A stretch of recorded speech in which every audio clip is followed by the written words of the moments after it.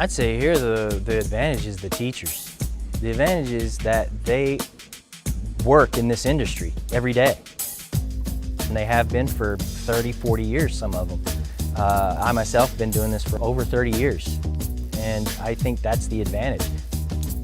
We know how to teach people how to do things, and better than most, if you're just a teacher and not in this industry, I think that's the immediate advantage is just the personnel we have here, period. They're veterans.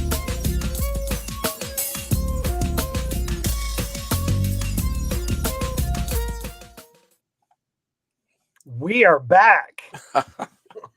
Yes! That was killer. It is episode 214, which is an area code around here, or at least it used to be. Is it still? It is not the. Okay, not the area code. It used to be the area code. The area code. And the irony is we have a legend from Dallas. Yes, we do. It is Where? episode 214 of the Metal Roundtable. I am Rob, and with me right down, he's right there. The bearded Carcass. one.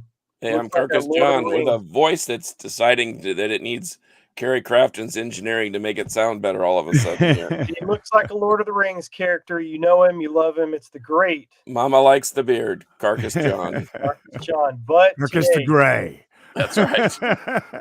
I'm going to introduce our guest, and then we're going to do Carcass's pick of the week, and then I'm going to show you something I got in the mail today. This guy right here. We've talked about him before on the show, and now we've got him on the show. Engineer, audio wizard extraordinaire, the great Kerry Crafton is with us today. Thank you. Well, thank you. Overstated, but thank you anyway. we are going to have some fun, man. We've got a lot to get into with Kerry. We're going to talk all things Mediatech and some stuff that he's working on and some stuff that he's worked on recently, which will be cool. But Carcass has a pick of the week for us. So, Kerry, just so you know, we started a new feature called Carcass John's Pick of the Week. And I think the first one was Boston's first album. I thought that every metalhead, hello? Sorry. I thought every record collector or music buff needs to have that first Boston record. Second one was Black Sabbath, self-titled. And I'm going to stick with the self-titled. And once more, we have another bit of irony here. Oh, I've seen that. I'll bet you have.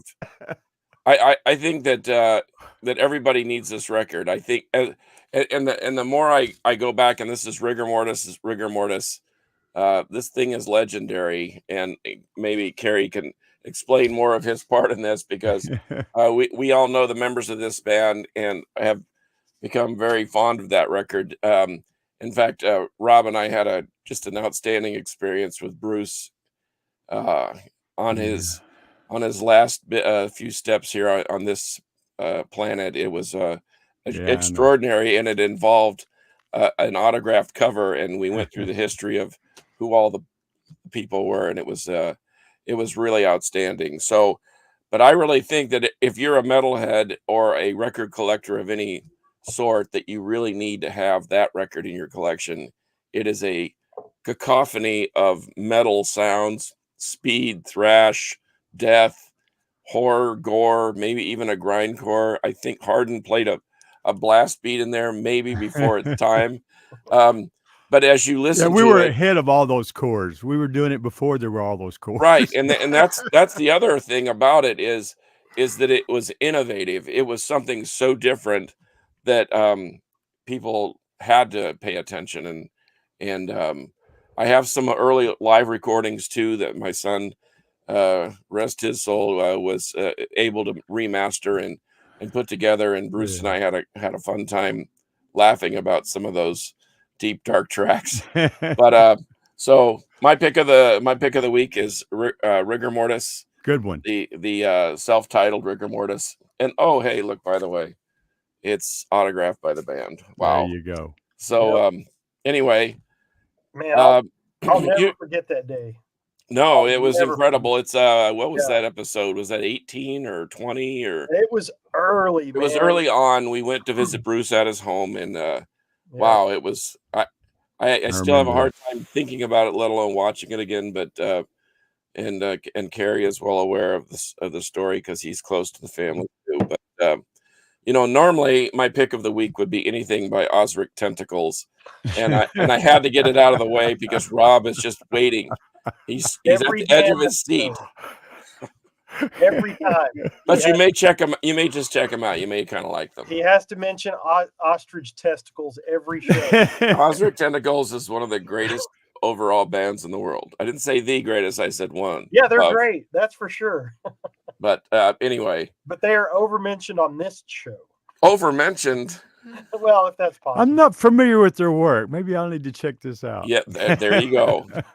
I have plenty of references for you. Yeah, he does.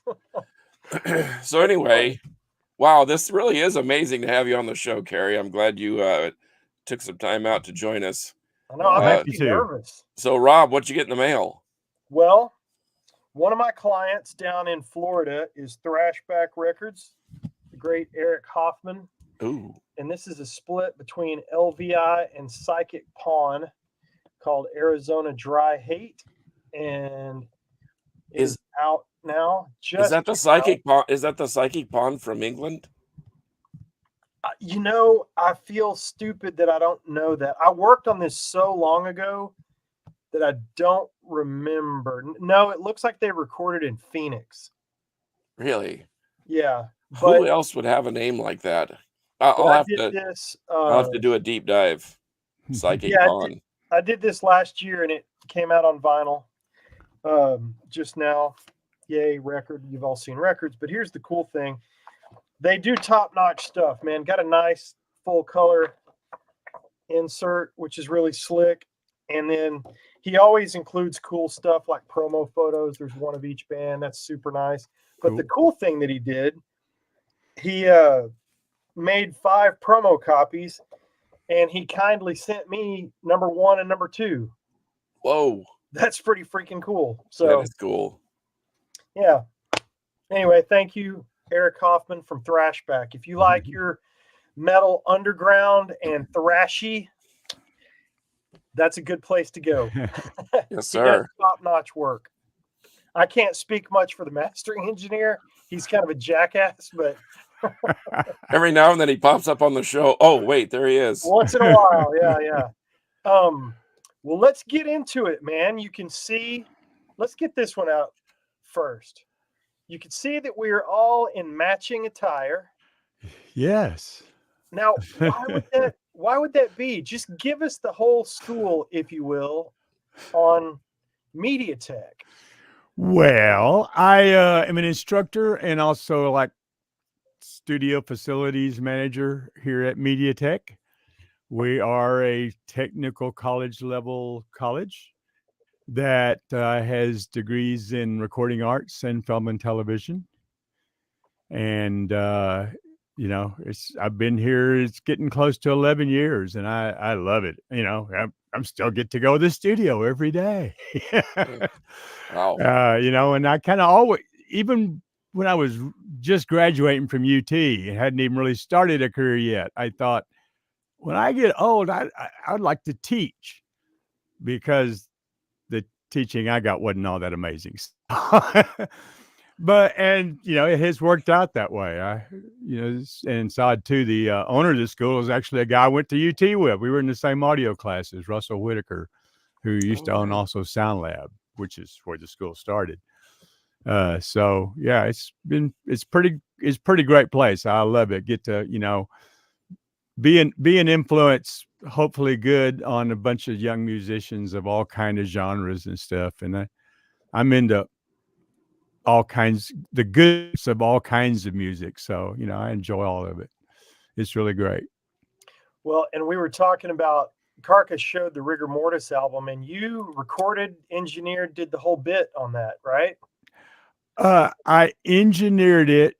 David Ogilvy from Skinny Puppy was the producer. I won't go down that road. And that sounds like a road trip story. Well, there was some record company kind of crap went on with that, like always happens. But And then actually he took it to LA and mixed it because he wanted to leave town. So he came up with an excuse that he didn't like Sound Lab and pulled it and went out there. Yeah, Mike and I actually, to be honest with you, I know everybody, there's so many people that love that record. Mike and I always wanted to remix it, but Capitol lost the tapes.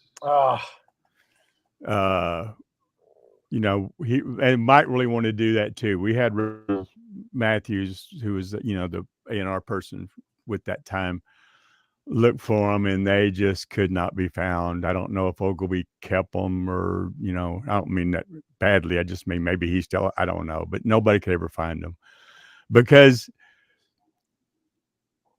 it kind of set a sound that we didn't really intend in a lot of ways. I mean, if you listen to Versus the Earth, that's more like wanted Rigor to sound, but of course didn't have Bruce on it by that point, which was definitely not good. But I was real happy that we finally got Versus the Earth. We finally got to do after 30 years. Finally, really got to do the record we fully wanted as far as sonically and mixing wise and what Mike wanted and everything. So very happy that everybody loves it, and I still love it too. But you know, it's like one of those. There's hardly anything I've ever done that I wouldn't go back and say, "Oh, there's some things I could fix," you know, or redo, because your view on that changes too. You know, sometimes I finish something and I think, everything's great. 6 months later, I go, my gosh, wish I could do it over again. And then another 6 months later, I go, I wouldn't touch a thing, because it just is kind of always in a state of flux where your hearing and your mind is, you know. But you know, some things you're happy with in those, but I hardly ever hit 100. I mean, like I've never hit one that I think nothing on there could be improved. But I don't think anybody does. That's just the way it is. That's because I'm picky. I think we're all picky. Well, tell us. So that's cool that you've been at Mediatech that long, and it was a buddy of yours that owned the place. That's freaking great. What all? You probably can't name it all, but what's the majority of what is offered there? I always tell people, if you're interested in audio or video production, this is your place. Yeah, especially here. Now, you know, there's bigger, more expensive schools on each coast. But you know, there's actually a lot of advantages they don't have. Like, you know, you go to Full Sail and it's great and everything, and it probably costs $100,000 to go there, and they don't let you ever use the studios by yourself. Oh. Here, you know, we have 3 studios, and everybody can use them, you know, as soon as they get full long to be able to run it. Like second semester on, they all get 15 hours a week to do whatever they want to in the studio. So, you know, it's pretty great. Again, I went to the University of Texas, and what I had to teach myself on at UT, one of the richest universities in the world, and I know it's been a while, but still this was way behind, was I had an 8-channel Soundcraft console, a 4-track Ampex tape machine, and a 2-track to mix to. Oh, man. And when I first started dragging punk bands from Raoul's across the street, which was the big deal in Austin at the time, and where I was in a band that played there and stuff, I started bringing these bands. This is like 150 yards to the communication building, really. And doing it, that's what I was doing them on. That's what I had. And to have the kind of, I mean, we have 3 SSL studios. There's this 80-channel SSL in Studio A. You know, behind me here in Studio B is, you know, an SSL duality. You know, we have just every kind of great mics and everything in the world. It is amazing. I can't imagine what it would be like to be starting where I was. Starting here would have been, oh my gosh, you know, it's just amazing. So I'm really happy to, you know, have it, be able to be here. I enjoy working with young musicians, and, you know, learning from and teaching too. It goes both ways. And, you know, I've just really enjoyed being here. We have, you know, associate level, radio, television, film, and degrees here now. You know, audio recording arts technically, and digital film and television are the 2 degrees we have. And again, we're going to start having those online in May. So, you know, lots of stuff still going on here. Still keeps me busy every day. I was just about to ask you about the online classes because we were talking about that before we came on. Now, to tell everybody the caliber.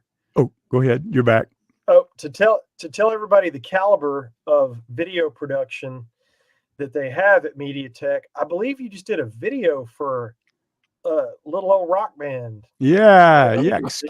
Skid Row came in here this summer and used our green screen and did it's called Resurrected is a song. And it's really awesome. And they were the coolest guys. They were all just as cool as they could be, you know. Hung out with them a couple of days and just thoroughly enjoyed it. The video came out great. And it was a lot of fun. And then got to go see them at House of Blues afterwards. Yeah, that's awesome. Which was an awesome show. I knew they'd be good, but I'd seen them a couple of times in the after Sebastian years, you know, and they were always good, but maybe it's, you know, being close to them that way for a couple of days too. But when I saw them at House of Blues, they put on one of the best rock shows I've ever seen. And I've seen a bunch. Yeah, and the new singer is just amazing. You know, it was a lot of fun. It was really great. And yeah, it's, you know, again, we're set here where you can do anything in the recording or, you know, digital field. So I was going to, the Skid Row thing. Gosh, I lost track again. I did this before. I've got so many things I want to talk to you about. I can't think of all of it. Well, I was going to ask Kerry if, say, an older person like myself decided that maybe they were a little more interested in the sound recording side of things than they thought and wanted to maybe even enroll. Is it like a 2-year program, a 3-year program? It's basically a 1-year program. I gotcha.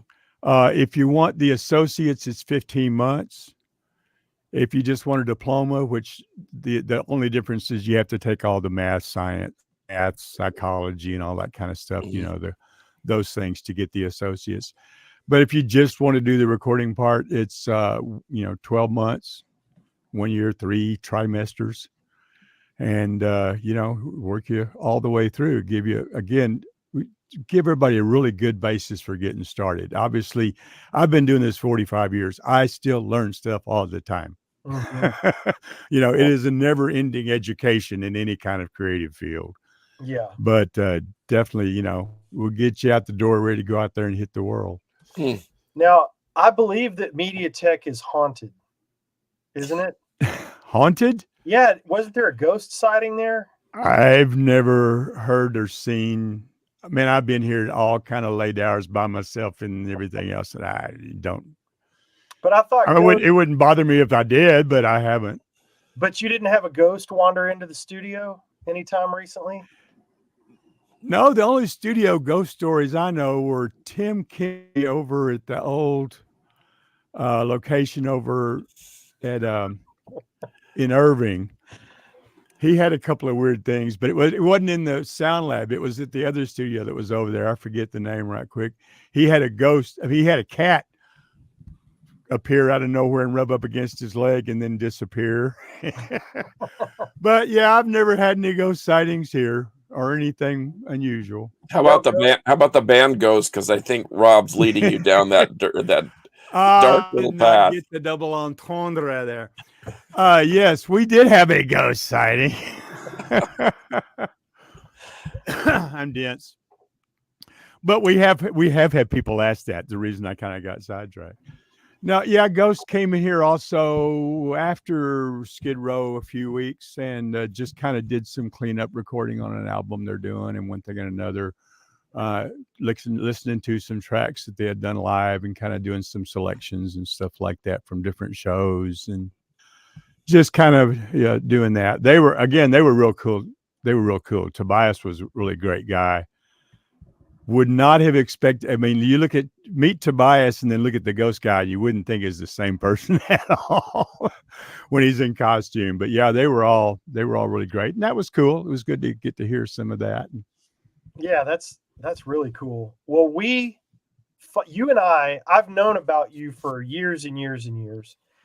And I think we might have crossed paths a couple of times at shows, or I don't know what all. But about a year ago, in fact, this might be the anniversary. I'm not sure. We're right at it. Right at it. We got to judge a Battle of the Bands over at the Rail Club in Fort Worth, the Battle for Wacken. Yeah. And they were doing regional band competitions to send people off to possibly get to play at Wacken. And so I was scared shitless, and I was telling my wife, I'm like, I just got off the phone with Spicoli, and he's calling me, wants me to judge this Battle of the Bands, and Kerry Crafton's going to be there, and Sterling Winfield's going to be there. And I got there, and I was so nervous to talk to you guys. Oh, we're both just so intimidating. Oh my God. But I know, but I'm the guy that reads the names and freaks out because, you know, I kind of do some of the same stuff that you guys do. And so when you're walking in the shadow of giant, it's very easily, you know, intimidating, but it was really a lot of fun to be at that. Carcass was there. The Queen was there.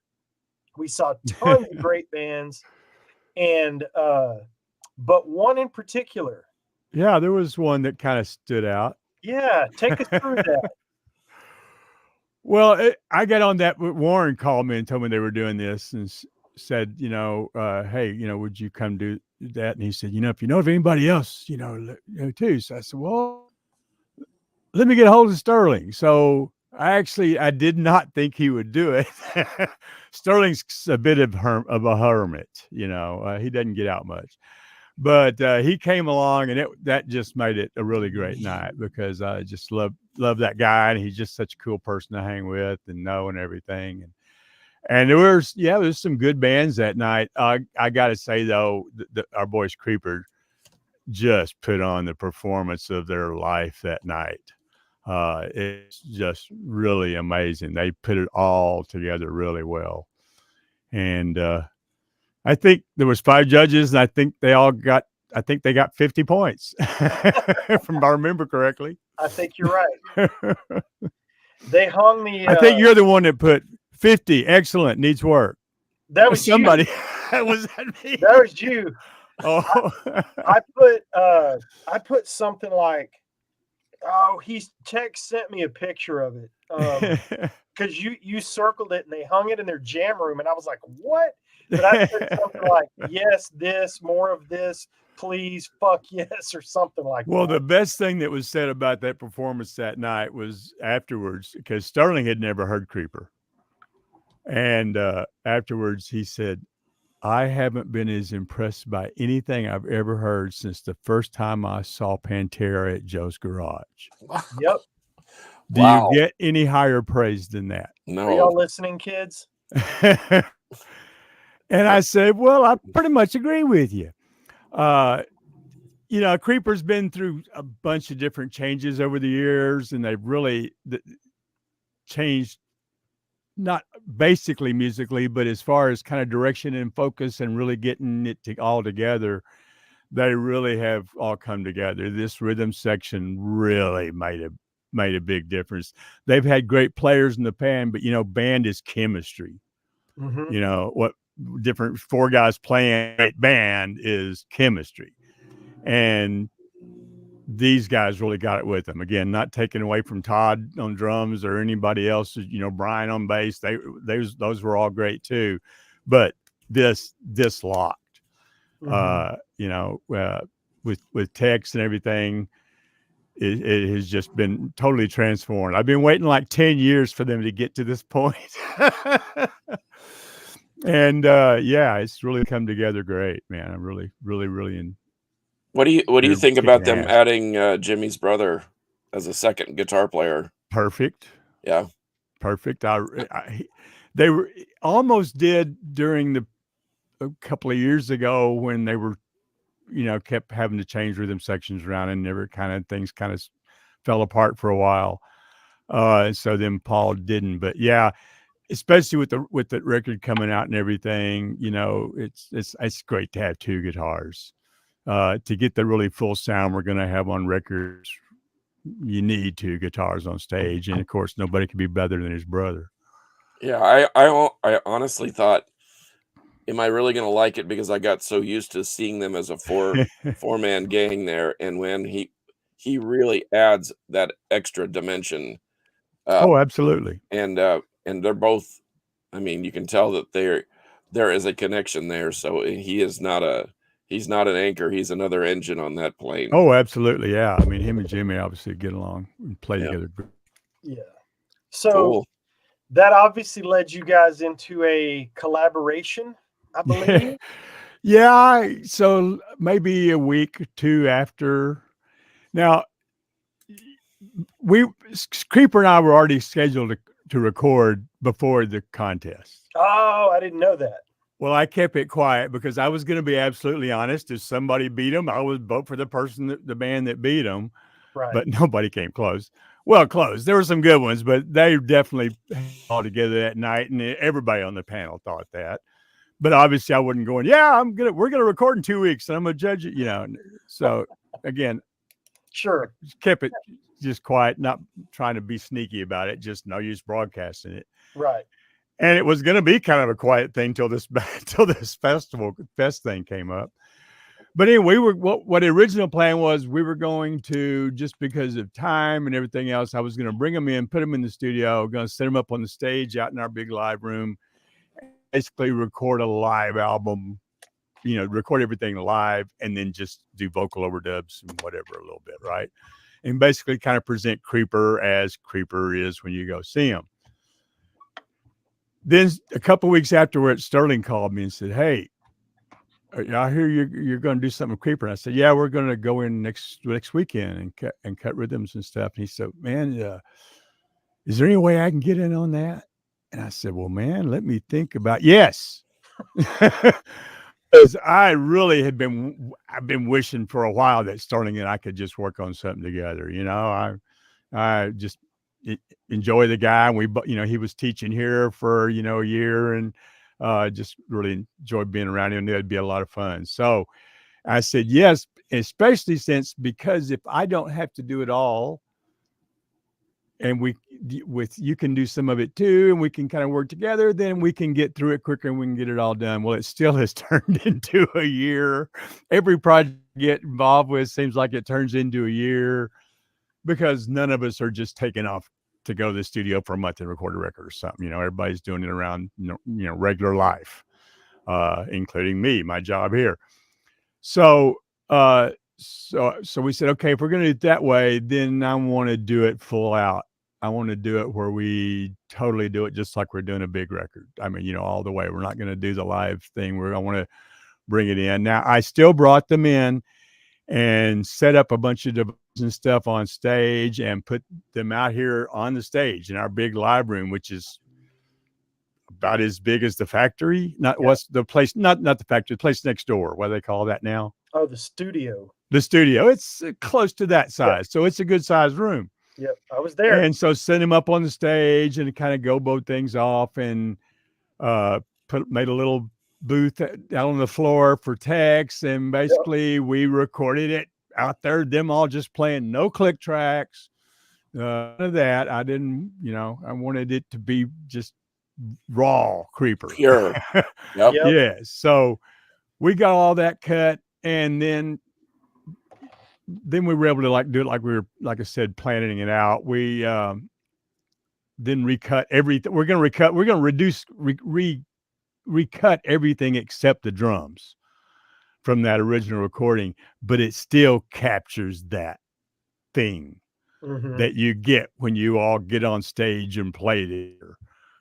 There's something about, even if you replace all the other stuff, there's something in the DNA of the music that gets put in there when you approach it like that. And so, from there we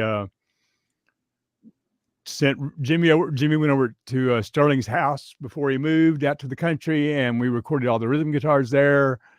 I recorded all the vocals and bass at my place, at my house, and we're pretty much just doing the solos now. And we're kind of hoping Sterling can get his situation then wrapped up in time to do the solos. If not, we'll do them up here, and then everything like that. I'm kind of thinking we'll probably do most of the mixing down there. Mm-hmm. I'll be honest with you, just throwing together the rough tracks as I've done things, it's sounding amazing already without even no fairy dust on it at all yet. Just kind of everything playing at once. It's really coming along real good. So we got a little ways to go, but it's getting close, and I haven't been as excited about anything in a long time. Man, that's pretty great. That's great. Well, you can't have two better engineers working on it. And I'm going to say it out loud. If you need a mastering guy, gosh, sorry, I got something. I had a cough there. Well, man, we'll call you and ask for any recommendations you might have. Yeah. Now, I understand. And then there's this album cover thing. Yeah. I understand that I am in line behind Sterling Winfield, Kerry Crafton, and 1,000 other guys. You're not behind me. I just assume. I mean, I do that, and I can do it, but I, would not mind. It's probably going to be. We'll see, Rob. You don't believe me. You have crossed my mind before this. It's not like a new thought, but that's so down the road. I haven't even worried about it yet. I know. But if that snowball does fly through hell intact, no, I'm stoked about all of it, because I think it is cool to have a Dallas-based heavy metal band that will be relevant coming up in 2024. Not that the other ones are irrelevant, but this is a perfect storm of engineering and band members, and I really feel like this thing is going to fly. I hope so. Like I said, we're putting a lot of heart into it, and I've kind of pretty much put off most other things for the last year to do this. And it's gonna crush. It's gonna crush. I mean, just like I said, just the real rough, work demos thrown at the end of the session, just so you can hear what you did, are heavy as heck. And again, it's my kind of metal. It's not somebody garbling like a goat or singing while they're sucking in instead of sucking out, and right. And they're not all it's been really great, and they have all been so good at letting us work with them too. I mean, one of my pet peeves is bass players trying to be guitar players. Having to match every lick and fast and everything they ever do, and it's like the bass needs to play along with the guitar, but the bass is in the rhythm section. You can't just have forever with no dynamics and no other rhythm. To me, what makes good music is multiple pulses, multiple rhythms going on at one time. Not everybody playing exactly, the same thing all the way through. And Ian was really great about that when he came in, let me kind of amplify and use some of his bass track, his bass lines to support instead of just trying to match Jimmy's speed. Mm-hmm. He can do it, but it doesn't make it the best. If you can let the guitar do the fast thing it's doing, and then let the bass do something that goes along with it, but is not as fast and gives you a different pulse in the song. And then you put that on the drums, and the drums are all pulsing and beating and giving you rhythms that right. That's what moves you. And they've all been really good about it. I'm real pleased how it's coming out. That's really cool. Carcass, I sent you a note. Oh, you did? Yeah. So what do you think? And you said you've been doing this for 45 years. What do you think? Because I know you've worked on Rigor Mortis and a bunch of different stuff. Kirk Franklin, gospel, What's your favorite, though? What do you think? What brings a smile to your face when you're like, man, I remember working on that and that was awesome. Well, there's just most of them. The Agony Column thing, the couple of records, the Dead Horse, obviously the Rigor records, the 3 that I, worked on with them, the Nixons record, that I did back, a long time ago for them. And then I just did a single for them in December. Just a lot of that stuff is, all that metal stuff. Now I've enjoyed also doing a lot of hip hop stuff. I did a bunch of stuff with Nemesis, who was the really groundbreaking hip hop band, especially as far as that bass goes. From here in Dallas, back on Profile back then, I did 2 records with them and 2 with Ron C. That I love that stuff. And then about 18 months ago, I did 2 songs with each of them, a song with each of them, and then did a rock remake of one of Snake's song that he asked me to do for that. So, and I enjoy all of that. I enjoy good music of almost any genre.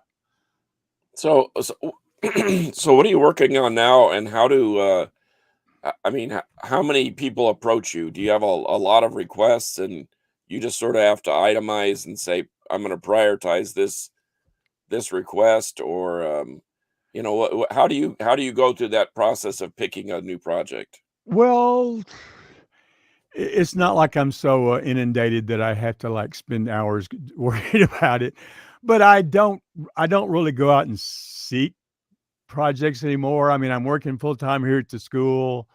I do stuff on my own. I do stuff on my own at home, making music and stuff too. I released a record last year on my birthday, or year before last on my birthday, called Eclecticity, which has funk and hip hop and punk and all kind of stuff all over it. I was director here at the school for about 18 months, and that was like a 135-hour a week job, and I just didn't do anything for all that period. I just wouldn't even said I'm not even available at all. And I'm starting, so the Creeper thing kind of came up. I have some of the Nixons asked me to do something, it's kind of on and off. I don't have time to do a gigantic amount. And to be honest with you, I would prefer to just mix. That recording stuff is hard work. And really, I mean, honest, that's where my real passion is in the mixing. You have to record stuff to be able to have something to mix. But, I would love to just have people send me stuff to mix. Because that's what that's what I really get into. That's, the most out of, and I enjoy the most. And to be honest, I'm not trying to be, because I'm not the only one, but there are a lot of people mixing records in this town, and there's not all of them are really good at it. I'm not going to, nobody in particular, but I mean, there's a lot of stuff that's good demo quality, but it's hard to get people to really want to put out something 100% anymore. And that's the fun stuff, is when you can really do something like that, where you really just can make it as good as anything else. So this may be a loaded question, because I don't want you to single out anybody, but I'm going to ask you a loaded question, right? Okay. So if you could work with anybody, either past, present, or in the future, and you can also pick someone that you've worked with in the past, who would you want to work with? Well, there would be 2 that would be equal: Dr. Dre and Roy Thomas Baker. Oh. Now, Roy Thomas Baker is the guy that made me decide this is what I wanted to do. When I heard those first 2 early Queen records, and at the time nobody was listening to Queen, and I bought Queen I was the only one I knew that had ever heard them. But I heard what he did on that. And I go, how do you make a guitar sound like a trumpet, or an organ or strings and just all the, multi-layering and just the everything he did back then was just so unique. I mean, Queen records did not sound like anybody else's records, especially by the second one. The first one's they were doing it late at night. They were doing it real under the table, real, it's great, but it's not. The second one, I think, is one of the greatest records of all time. Queen 2 is just, and it's not pop music. It's not verse, chorus. That record, and it's really odd. The only other record I think that is similar to Queen 2, and then the way it flows and the musical ideas behind it and its content, is Sad Wings of Destiny by Judas Priest. Because it was the same thing. It wasn't later pretty good, but they kind of lost me, to be honest, as far as loving them, when it just became, okay, here's a verse, chorus, here's a guitar solo, and we'll chorus out. They were all great songs, but they didn't have the thought and the arrangement behind them that they did, like on Sad Wings of Destiny. There was, like both those have like a little silly beachside skiffle song on them, Judas Priest and the Queen record. There was a wide range of music, and I just like things that have a variance, that cover more than one tiny little subgenre of a subgenre of a subgenre. So, and Roy Thomas Baker just totally, was the guy. This is the reason I want to go to school and learn how to do make it sound like he does. And Dre, of course, was also such an innovator. There was, a whole new sound, right? And it's just excellent at all of it. I actually saw him at a party in LA when he was with Wrecking Crew. Oh yeah, wearing his purple sweet sequin jacket and white pants, and nobody believes me. But then I hold up the record, and they're like, "Whoa, that's it! That it really is." Well, if you ever watch that HBO special, it's in there. He talks about it. It shows a little bit of the Wrecking Crew with him up there wearing the purple satin doctor's outfit. Yeah, I actually bought the record from someone he was selling records that night. Oh wow, that's back when they were working out of their trunk. Yeah, of their car. So, well, we both worked on a song, but I never met him. There was one of the songs I did for the movie Colors from a band here in town called DDT that were on island back then. We did one of the songs that plays in the background at a bus stop or something. But it was a lot of fun. We got to go to Jamaica and do it. Not Jamaica, yeah, Bahamas. I mean, then for the record, Dre was real young then and just kind of starting out, but they ran into him and asked him if he would want to mix the record. And so the mix on the record is Dre's record. So I engineered it. Dre mixed it on the record. My mix is in the movie, but so I worked on something. Me and Dre worked on a thing together. All right, Kevin Bacon. Yeah, exactly. We have one of our listeners is asking, what are some of the Dallas bands that you've worked on that have gained nationwide acclaim? The Nixons, really good run. Rigor Mortis has had a real good run. Whooping Creeper has a really good run. Creeper's going to.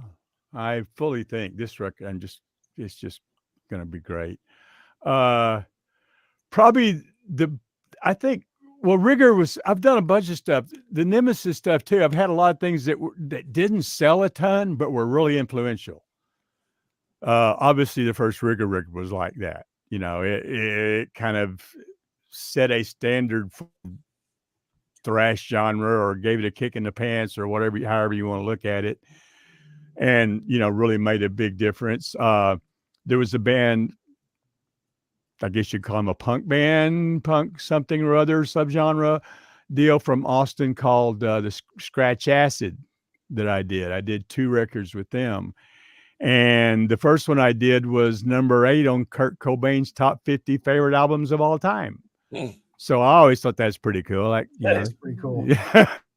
And it was also, that record kind of launched a lot of the Seattle grunge area, because back in the day, it's like the guys from Nirvana and all the other bands that they're talked about. Man, we saw when Scratch Acid toured through here, and that, you know, that made us decide we want to start a band. And there was a, you know, they were real, that swing through influential up there, and really kind of got a lot of it started. So those are both things I'm, you know, all of those I'm proud of.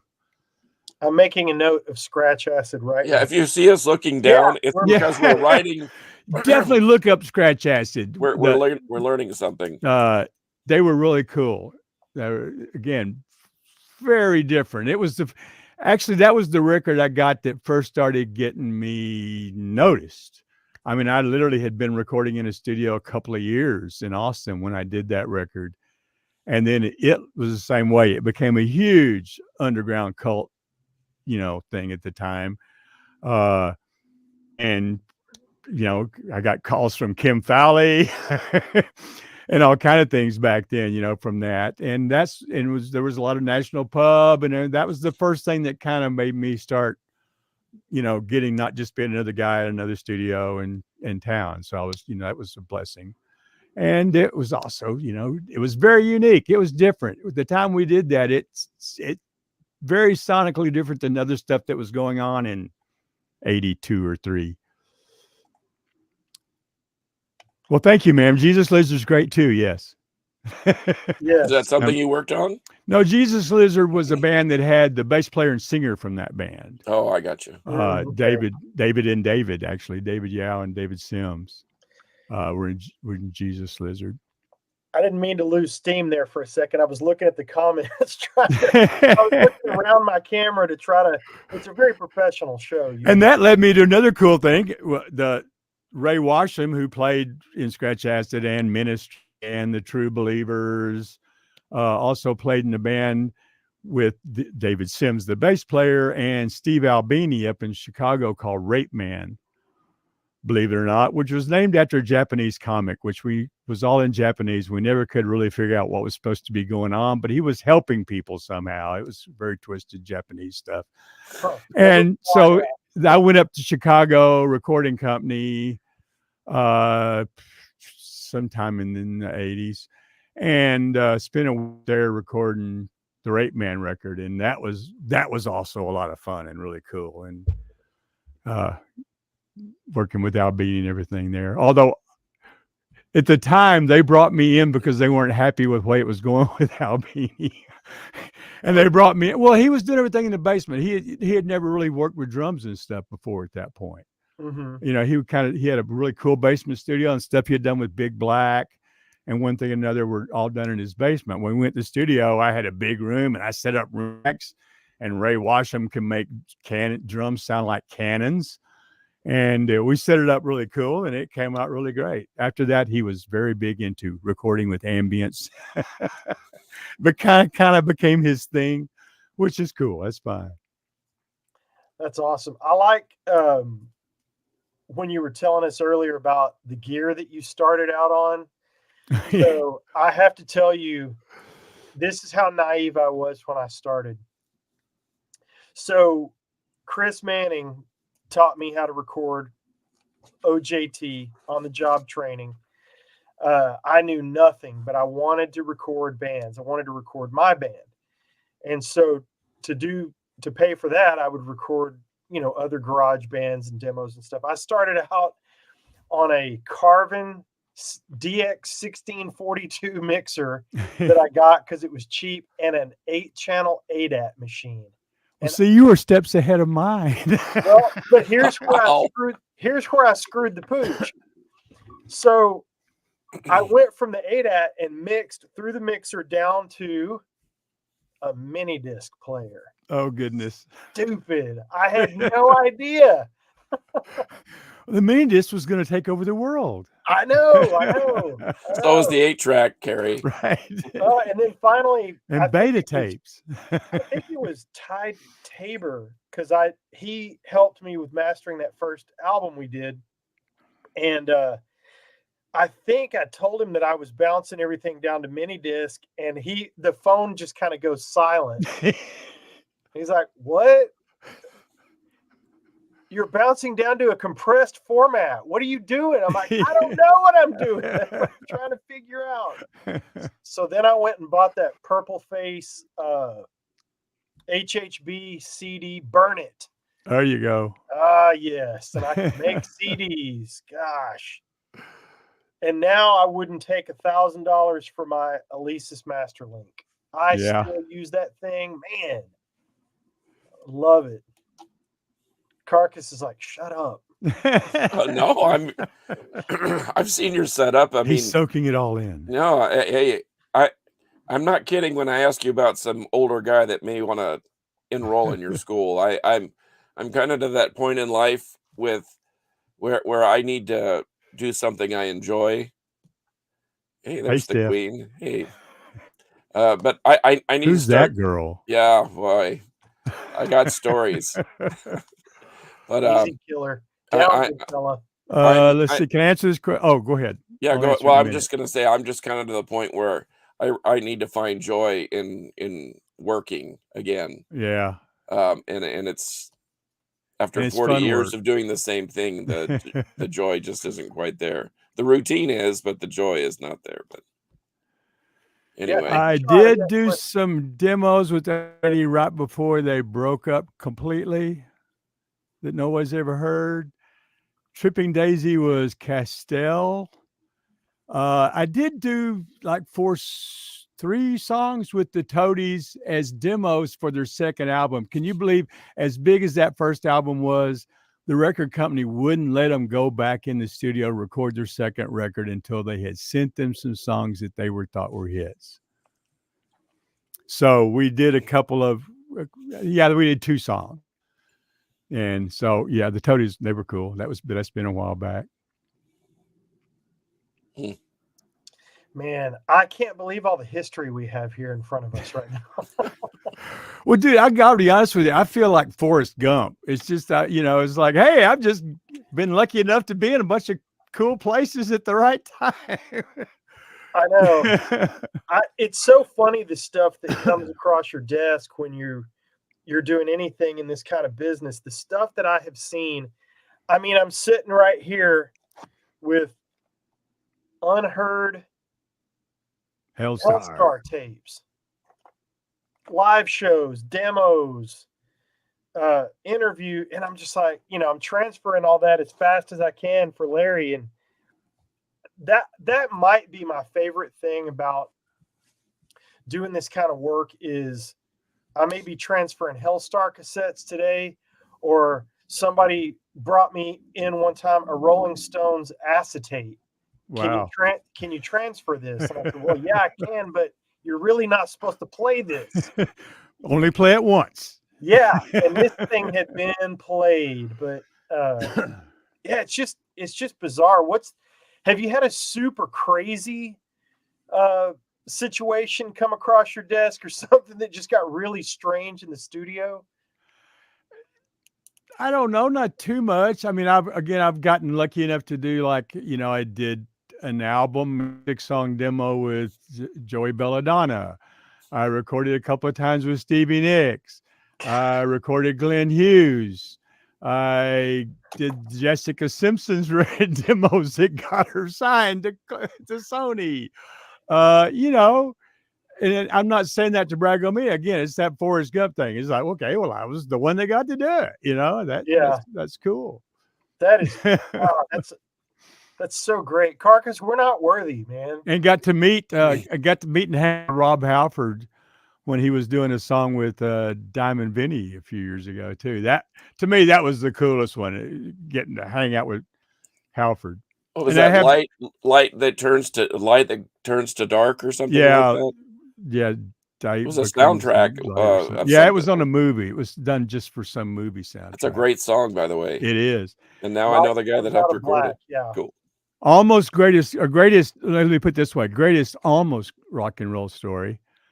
So I was hanging out on the back porch where me and Rob Halford were out behind Goodnight, just hanging out on the back porch there. And across the street, it was kind of a bunch of welding shop and garages and stuff. And we hear a band start playing. And a minute later, they start playing Judas Priest.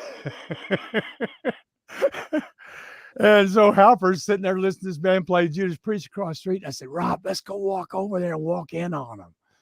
That would have been the greatest thing ever. But he was being very secretive about being in town, and he didn't want to go do it. And those guys still don't know to this. I don't even know who it was. I never saw him. I just heard him. Man. I don't know. While they were playing Judas Priest at rehearsal one night off Goodnight Lane, Rob Halpert was listening to him play. Wow. Oh my gosh, they would have turned inside out. If you had walked in. Absolutely. I said, walk in there and go, no, that's not how you do it. Yeah. Oh man, That would that's have been awesome. brilliant. That is freaking brilliant. Well, Carcass, you got any parting shots before we wrap this up? No, but I've got a lot of music to look up, including the Agony Column. I've known of them, and that's the thing about music. I mean, there's just so much out there. In fact, Rob gets to, do these unearthing of music that's never been heard before. John Perez and I did a project about 10 years ago called Texas Metal Archives, and we were finding things. We were exhuming things off cassette, and then I remember he brought a reel-to-reel to me, and he said, "Do you have a reel-to-reel?" Of course I did, and we played it. We thought it would be one track, and it was an entire record from a band called Death Tripper. Huh. And you just never know what you're going to find, but that's a very cool. That's part of the reason why I would even be interested, because I want to know what you know.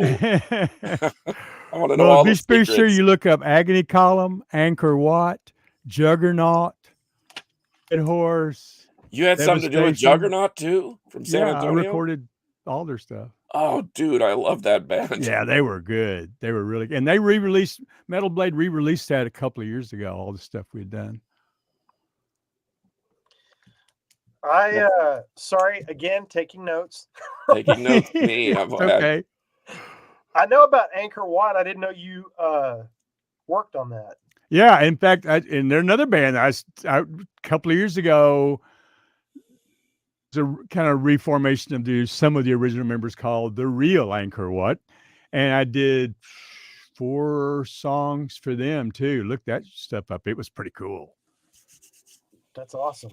Dang. Well, I'm familiar with Angkor Wat because I've seen them multiple times with Devastation, who are friends of mine. Yeah, and I did a Devastation record.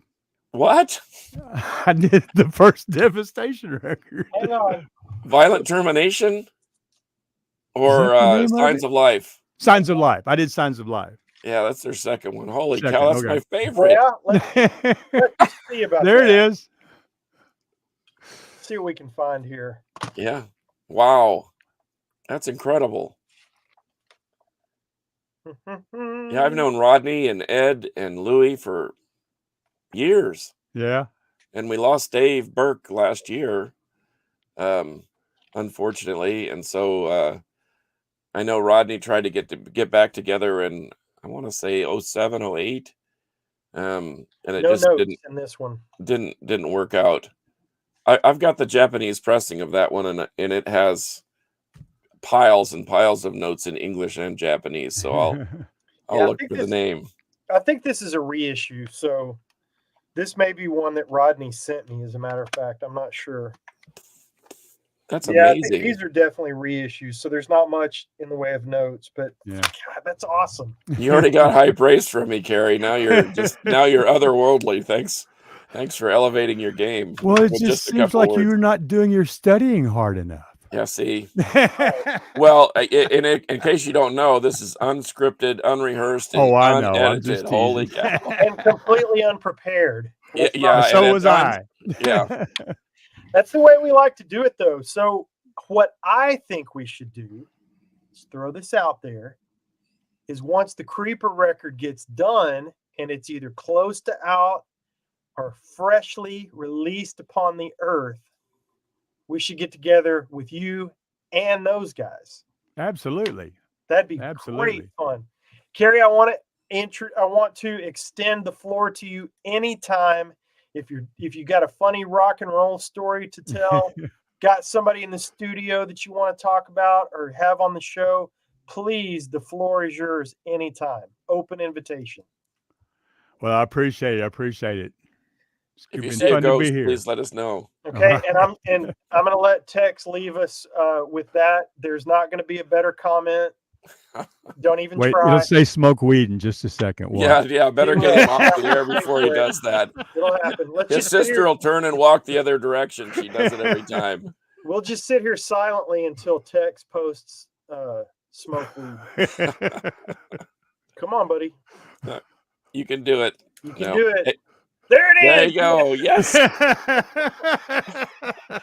All right, that's it for episode 214 of the Metal Roundtable. I am Metal Rob with Carcass John, and thank you kindly to the great Kerry Oh, thank you Crafton. for asking me. I enjoyed it. Ah, dude, that was so much fun. And now I'm going to fumble my way over here to the outro. And you know how we do it, Carcass, just like the old days. Now, Kerry, this is very simple. Okay. I'm going to say metal will prevail, and we're going to throw this. Now, in honor of Bruce, you could do this if you want, but typically it's metal. We're going to do hook 'em horns? Yeah, we're going to do hook 'em horns. Because That's this right. is Rockfest. Yeah, right, right. I think we Hook 'em do. horn. I Hey. grew up in Austin. Let's do it. I think in honor of this, we do maybe one horn and one Let's do the claw. one claw. All right. Until next time, kids, metal will prevail. And I unprofessionally reach for the outro button, and here we go.